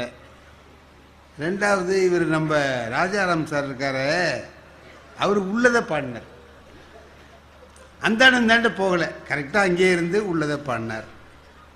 ஆனா பிஜி தீவில் நடக்கிற கொடுமையை பாரதியார் பாடினார்னு பாடினார். அதுதான் அல்லதை சாடுறது. தப்பு நடக்கிறத பார்த்து கண்டிக்கிறார். அந்த பாட்டு உங்களை எவ்வளவு கவர்ந்திருக்கு? ஓஹோ, எங்க பிஜி தீவில் இப்ப என்ன நடக்குதுங்கிறது நமக்கு தெரியாது. எப்பவோ கரும்பு தோட்டத்தில் நம்முடைய பெண்களை கொடுமைப்படுத்தியதை பார்த்து பாரதி பாடிய பாட்டு இன்னைக்கும் அழியாம இருக்கு. ஏன்? கொடுமையை எதிர்த்து சாடி பாடினார், ஆகையினால நிக்குது. அதை நீங்க தானே சொன்னீங்க.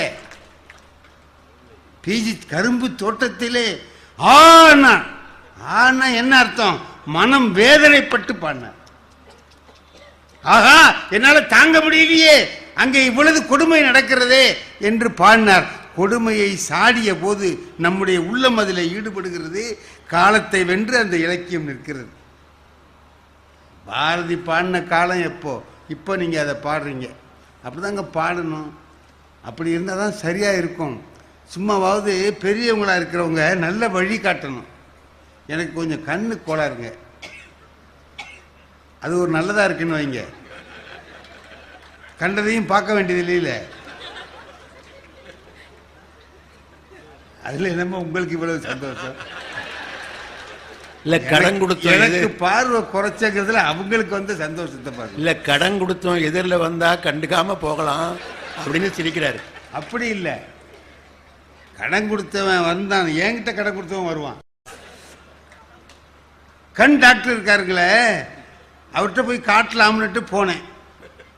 என் நண்பர் தான் அழைச்சிட்டு போனார். போனேன், அவர் சொன்னார் என்ன விஷயம்னாரு. சாயந்தரத்தில் இந்த மாதிரி இருக்குங்க. நல்ல வேளை நீ என்கிட்ட வந்த, வேற யார்கிட்டயாவது போயிருந்தேன்னு வச்சுக்க, ஆப்ரேஷன் பண்ணி கண்ணையே கெடுத்துருவானுங்க. நான் ஆப்ரேஷன்லாம் பண்ணுறது கிடையாது, மருந்து போட்டே எல்லாத்தையும் சௌகரியமாக்கிடுவேன். ரொம்ப நல்லது டாக்டர், இந்த மாதிரி டாக்டர் தான் நான் தேடிக்கிட்டு இருந்தேன், நீங்கள் உங்கள் வேலையை ஆரம்பிங்க அப்படின்னு. அவர் என்ன பண்ணார், மருந்து போட்டுட்டு இப்படியே ஒரு அரை மணி நேரம் இருங்கன்னார். நான் இருந்தேன். மருந்து போட்டனே எப்படி இருக்குன்னார். நல்லா புளிக்குது டாக்டர்னு. புளிக்குதா? நான் உனக்கு கண்ணில் ஊற்றுனேன், நீ எங்கே கண்ணில் ஊற்றுனேன், வாயிலையா ஊற்றுனேன்? அவரு கண் டாக்டர். அவர் தான் கண் டாக்டர். இவர் ஆபரேஷன் பண்ண மாட்டாரா? நல்ல வேலை. இவன் ஆபரேஷன் பண்ணா கண்ணை பண்றேன்ட்டு மூக்க அறுத்து விட்டுருவான்.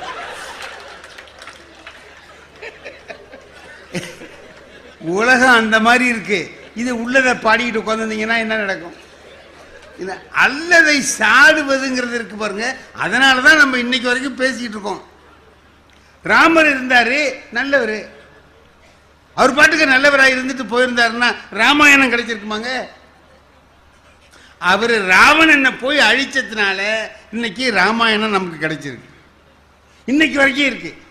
எப்போ பல ஆயிரம் ஆண்டுகளுக்கு முந்தி எழுதப்பட்டது இன்னைக்கு வரைக்கும் இருக்கு.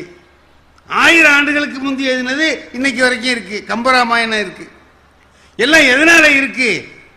நமக்கு என்ன தெரியுமாங்க, கெடுதலை அழிக்க நம்மளால முடியாது. நம்மள்ட்ட உள்ளது என்னன்னு கேட்டீங்கன்னா, அழிக்கலாம்னு நினைக்கிறோம். இது ஏன் வம்புன்னு அப்புறம் நினைச்சிடறோம். பாரதியார் பாடிட்டு போயிட்டாரு, பாதகம் செய்பவரை கண்டால் பயங்கொள்ளல் ஆகாது பாப்பா, மோதி மிதித்து விடு பாப்பா, அவர் முகத்தில் உமிழ்ந்து விடு பாப்பான், காரி துப்புடாம மூஞ்சில என்னாரு. அவரு பாடிட்டு போயிட்டாரு. நம்ம துப்ப முடியுமா? அதனாலதான் அவர் பாப்பாவுக்கு சொன்னார். பாப்பாவுக்கு சொன்னார்.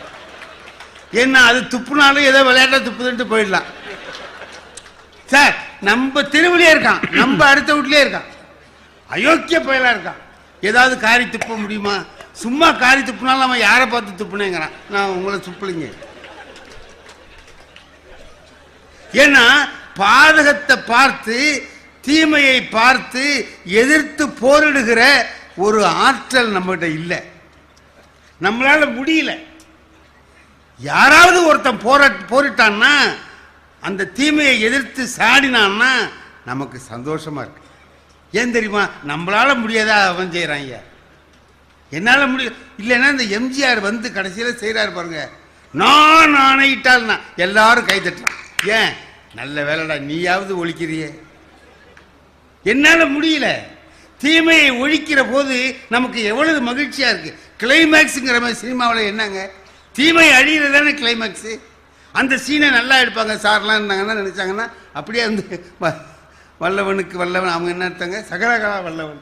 எப்படி போய் அந்த எந்த பொம்பளை எழுத்தாலோ அவளையே போய் அவர் கல்யாணம் பண்ணிட்டு போறாருன்னு நம்ம ஆளுலாம் என்ன பண்றான், நம்மளே கல்யாணம் பண்ண மாதிரி நமக்கு ஒரு சந்தோஷம் வரும். சந்தோஷம் பட வச்சுட்டு இந்த உட்காந்துருக்காரு அவர். என்னன்னு கேட்டீங்கன்னா, தீமை அழிகிற போது நாம் அழித்தது போல மகிழ்ச்சி அடைகிறோம். நம்மால முடியாத அவங்க செய்தார்கள் என்கிற பொழுது அந்த மகிழ்ச்சி உண்டாகிறது. சும்மா சார், திருட்டு பையன் கண்டிக்கப்படாத, நம்ம திருடுறான், நம்ம வீட்டிலே திருடுறான், நம்ம அவனை பிடிக்கலாமா இல்லையா, அடிக்கலாமா இல்லையா? முல்லா கதையில் ஒரு கதை. நசருதீன் முல்லா என்ன பண்ணுறாரு, அவர் வீட்டில் ஒரு வேலைக்காரன் இருக்கான். அவன் கொஞ்சம் திருட்டு வேலைக்காரன். டெய்லி ஒரு சாமானாக எடுத்துகிட்டு போவான். ஒரு நாள் ஒரு டம்ளர் எடுத்துகிட்டு போகிறான், ஒரு நாள் ஒரு சட்டியை எடுத்துகிட்டு போகிறான், அப்படியே எடுத்துகிட்டு போகிறான். கடைசியில் மிச்சம் இருந்த ஒரு சட்டியையும் எடுத்துகிட்டு போனான். முல்லா என்ன பண்ணார், அவன் பின்னாலேயே போனார். அவன் வீட்டுக்குள்ளே போனான், அவரும் போயிட்டார். அங்கேயும் போய் அவர் ஏண்டா சட்டியை எடுத்தேன்னு கேட்கல, வீட்டுக்குள்ளே போயிட்டார். அவன் இப்படி திரும்பி பார்க்குறான். முல்லா வந்துட்டார். முதலாளி, நீங்கள் எதுக்கு வந்தீங்க? என்ன, இல்லை நானும் இங்கேயே இருக்கிறேன்ப்பா. அவன் ஏன்னா எல்லா சாமானும் இங்க வந்துட்டு அப்புறம் நான் மட்டும் அங்க இருந்து என்ன பண்ண போறேன்?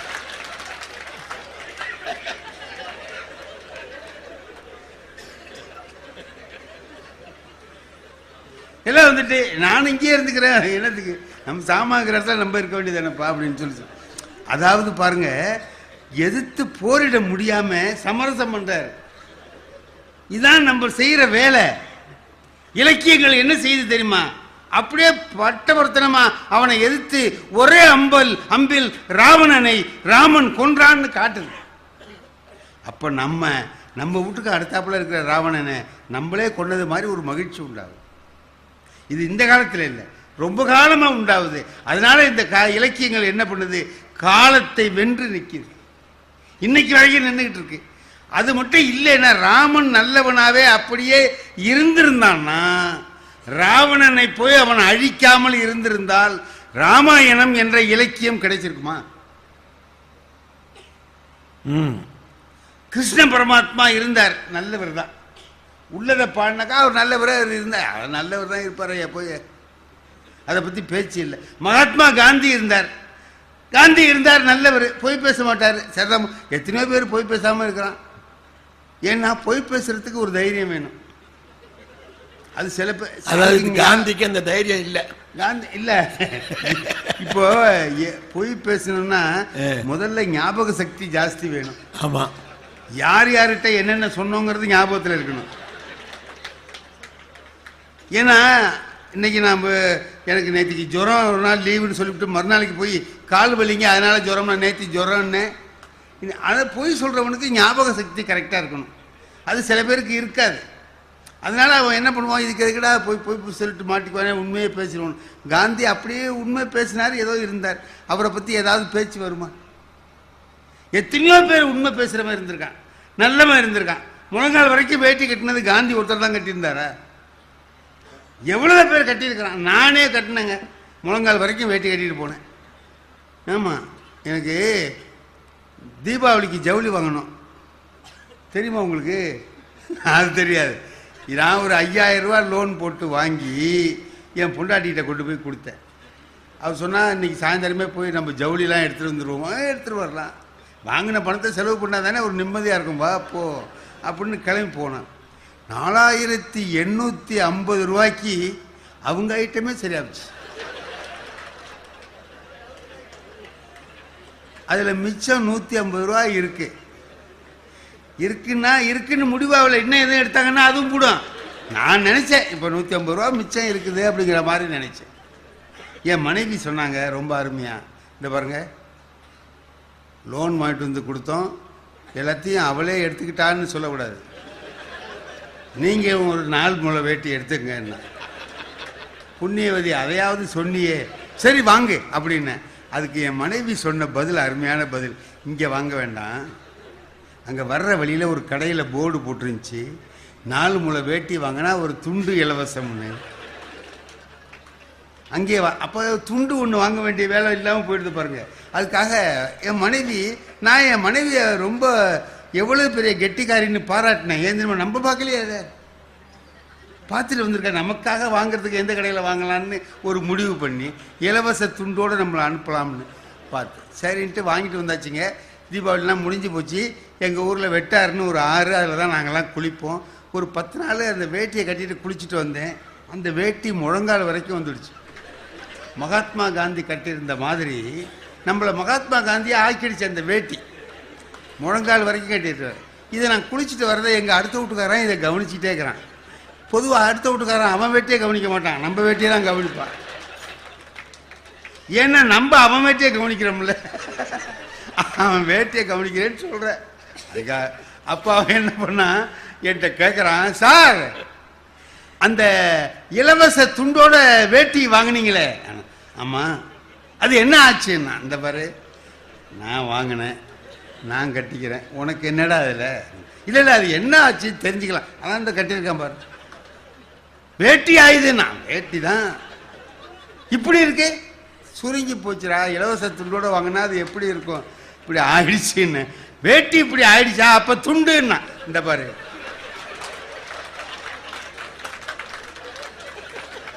வேட்டியே இப்படி ஆச்சுன்னா துண்டு எப்படி ஆயிருக்கும்ங்கிறது உனக்கு தெரியும். தெரிஞ்சுக்கிட்டு அடுத்த வீட்டுக்காரன் என்னென்ன கேட்பாங்கிறத நீங்க சொல்லி நாங்க தெரிஞ்சுக்கிறோம். விட மாட்டேங்கிறான் அவன். அப்படி அல்லங்க, நம்ம வெளியூர்ல வந்து பேசுறதுனால ஒரு தைரியமா பேசுறோம். இதே அடுத்த வீட்டுக்காரன் இருக்கிற ஊர்லயே பேச முடியாது இல்ல. உள்ளூர்ல பேசினா அந்த அடுத்த வீட்டுக்காரரை பத்தி இவ்வளவு தைரியமா பேச முடியுமா? பேசிட்டு நான் வீட்டுக்கு போக முடியுமா? முடியாது. ஆனா இந்த இலக்கியங்கள்ல பேசினவன எதிர்த்து சண்டை போடுறானே, அழிக்கிறானே. மகாத்மா காந்தி இருந்தார், நல்லவர், முழங்கால் வரைக்கும் வேட்டி கட்டியிருந்தார், எளிமையான வாழ்க்கை வாழ்ந்தார், அதெல்லாம் சரி. அதனாலதான் நாம அவரை இன்னைக்கு வரைக்கும் பேசிட்டு இருக்கோமா? வெள்ளையனை எதிர்த்து போராடி அவனை வெளியாக்கி இந்தியாவுக்கு சுதந்திரம் வாங்கி கொடுத்தார். அல்லதை எதிர்த்து அவர் சாடினார். ஆகையினாலே அவருடைய வாழ்க்கை இன்று நம்மால் பேசப்படுகிறது. இலக்கியங்களும் அப்படித்தான். இலக்கியத்தில் நல்லதா பாடுறாரு, ஒழுக்கம் உடைமை, அது இது. திருவள்ளுவர் பாடுறார், கயமைன்னு ஒரு அதிகாரம் ஏன் பாடினார்? கயவர்களை பத்தி எதுக்குங்க பாடணும்? அயோக்கியனை பத்தி எதுக்கு? அவருக்கு என்னத்துக்கு? அவர் பாடுறார் கயமைங்கிற ஒரு அதிகாரம். ஈர்ங்கை விதிரார் கயவர் கொடிறு உடைக்கும் கூன் கையர் அல்லாதவர். எச்சு கையால காக்கா ஓட்ட மாட்டான்டா, ஆனா கொடுப்பான். யாருக்கு தெரியுமா? ராத்திரில வீட்டுக்குள்ள வந்து கையை அப்படி வச்சுக்கிட்டு குத்துவேன். என்ன சொல்றேன் நான்? ஏதாவது வேணா எடுத்துக்க, அடிக்கிற வேலை மட்டும் வச்சுக்காத. அவன் தான் கயவன். நல்லா கேட்டா கொடுக்க மாட்டான், இப்படி கேட்டாதான் கொடுப்பான். நீங்க பொதுவா வந்து எங்க ஊர்ல எல்லாம், இந்த ஊர்ல இவ்வளவு பெரிய விழா நீங்க நடத்துறீங்களே, ஆச்சரியமா இருக்கு. எப்படி இதுக்கெல்லாம் நீங்க எல்லாரையும் வசூல் பண்ணி நடத்துறீங்க? நல்லவங்களா இருக்கிறதுனால நீங்க இதெல்லாம் நடத்துறீங்க. உங்களை யாருக்கு தெரியுது? எங்க ஊர்ல நாங்க ஒரு சின்ன விழா நடத்துறோம்னா எவ்வளவு கஷ்டப்படுவோம் தெரியுமா? ஒரு நன்கொடை வாங்கணும்னா நாங்க 4 பேர் போவோம், 5 பேர் போவோம். ஒருத்தன் வெளில நின்றுக்குவான். ஏன்னா அவன் உள்ள வந்தான்னா கொடுக்குறவனும் கொடுக்க மாட்டான். அதுக்காக நாங்க என்ன செய்வோம், வெளியில நிறுத்திட்டு நாங்க 4 பேர் போவோம். ஏன்னா அவன் முதல்ல வாங்கி என்ன பண்ணான்னு தெரியும்ல அவனுக்கு. அதுக்காக உள்ள போன உடனே முதல் ஆள் போய் கேட்பான் அந்த கடை முதலாளிகிட்ட, அண்ணே வியாபாரம்லாம் எப்படி இருக்குமா? எந்த கடை வியாபாரியாவது வியாபாரம் சரியில்லைன்னு சொல்லுவானா? பிரமாதமா இருக்கு தம்பி, வியாபாரம் நமக்கு நல்லா ஓடுது, போன வருஷத்தோட இந்த வருஷம் ஜம்முன்னு இருக்கு. அப்படியா? அதுக்கு தான் கேட்டுக்கிட்டேன். ஏன்னா அப்புறம் நீங்க மாத்தி சொல்லக்கூடாது பாருங்க. அப்புறம் தான் அவன் யோசனை பண்ணுவான், எதுக்கு வந்திருக்கான்னு தெரியல, வியாபாரம் நல்லா இருக்கான்னா ஒன்று. அடுத்தவன் சொல்லுவான், அண்ணங்கிட்ட கேட்கவே வேண்டியதில்லைப்பா, தானா கொடுப்பார், தடவி கொடுக்குறான். இப்போ அடுத்தவன் சொல்லுவான், போன வருஷமே 1000 ரூபா கொடுத்தாங்களே, சரியா போச்சு. அடுத்தவன் நோட்டை எடுத்து நீட்டுவான், எழுதி வாங்கிட்டு வருவான். வெளியில் இருக்கிறவன் கேட்பான், ஐயா கிட்ட எவ்வளவு கறந்தேன்? இந்த மாடு கறக்கிறது பார்த்துறீங்களா நீங்கள்? முன்னாடி ஒரு தொட்டியில் புண்ணாக்கு வைப்பான், இதை அந்த மாடு தின்னுக்கிட்டே இருக்கும். புண்ணாக்கு வச்சுருக்கானா? அதான் இந்த போனவன் சொன்னான் பாருங்க, அண்ணன் வியாபாரம் எப்படி இருக்குன்னு கேட்டான், புண்ணாக்கு வச்சுட்டான்னு அர்த்தம். அடுத்தவன் என்ன செய்வான், போன வருஷமே ஐயா 1000 ரூபா கொடுத்தாங்களேங்கிறானா, தடவி கொடுக்குறான்னு அர்த்தம்.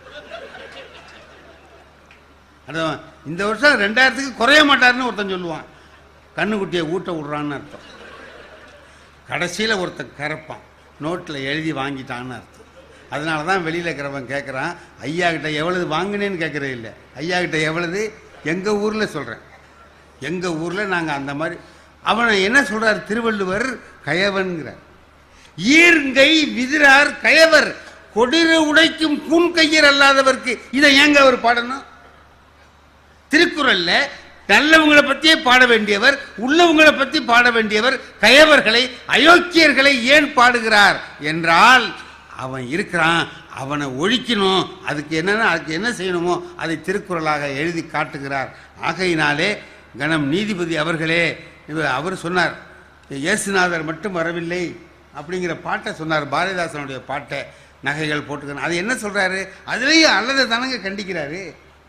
நகைகள் போட்டுக்கிட்டு இந்த ஆடம்பரம் பண்ணிக்கிட்டு கோயிலுக்கு வராதே, வந்தா நீ வருவியே தவிர இயேசுநாதர் வரமாட்டார். அப்போ இது செய்யக்கூடாது, தவறு செய்யக்கூடாது என்பதைத்தான் அவர் கண்டிக்கிறார். அது ஏரோப்ளேனில் போகும்போது பக்கத்தில் உள்ளவன் என்னமோ சொன்னான்னு சொல்கிறார். நான் ஏரோப்ளேனில் போகும்போது என்ன சொன்னான், எனக்கு என்னுடைய நல்ல நண்பன் ஒருத்தன் பக்கத்தில் வந்தான். நான் ஏற்றி விட்டுட்டு சொன்னான், ஏரோப்ளேன்லலாம் ஏறுறதுன்னா கொடுத்து வச்சுருக்கணும்ப்பான்னா. ஏன்னா அவன் இது வரைக்கும் ஏரோப்ளேனில் போனதில்லை போல இருக்கு. நான் சொன்னான், ஏரோப்ளேன்லாம் போகிறதுக்கு கொடுத்து வச்சுருக்கணும்னா. நான் சொன்னேன், போகிறதுக்கு கொடுத்து வைக்க வேண்டியதில்லடா, போயிட்டு திரும்பி வந்து இறங்கிறதுக்கு தான் கொடுத்து வச்சுருக்கணும்னு.